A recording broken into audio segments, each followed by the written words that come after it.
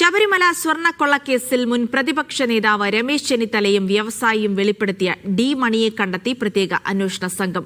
ഡിണ്ടിഗൽ സ്വദേശിയായ ബാലമുരുകനാണ് ഡി മണി എന്നാണ് കണ്ടെത്തൽ. ചെന്നൈയിലെത്തിയ അന്വേഷണ സംഘം ഇയാളെ ചോദ്യം ചെയ്യുകയാണ്.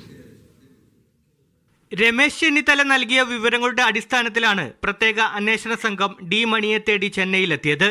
ശബരിമല സ്വർണ്ണക്കള്ളക്കേസിൽ പ്രതിയായ ഉണ്ണികൃഷ്ണൻ പോറ്റിയുമായി പുരാവസ്തു ഇടപാടുകാരനായ ഡി മണിക്ക് അടുത്ത ബന്ധമുണ്ടെന്നായിരുന്നു ചെന്നിത്തലയുടെയും മലയാളിയായ വ്യവസായിയുടെയും ആരോപണം.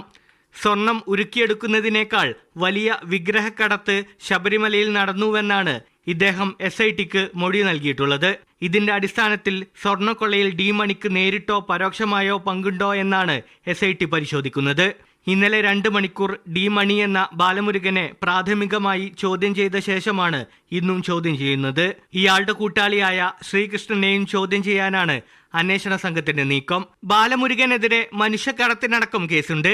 ഇദ്ദേഹത്തെ കണ്ടെത്തിയതിനു പിന്നാലെ ഉണ്ണികൃഷ്ണൻ പോറ്റിയെയും മുൻ അഡ്മിനിസ്ട്രേറ്റീവ് ഓഫീസർ ഡി സുധീഷ് കുമാറിനെയും ജയിലിലെത്തി അന്വേഷണ സംഘം ചോദ്യം ചെയ്തു. തിരുവനന്തപുരം കരമനയിലെ സബ് ജയിലിൽ SP ശശിധരൻ നേരിട്ടെത്തിയാണ് ചോദ്യം ചെയ്തത്. മീഡിയ 1 തിരുവനന്തപുരം.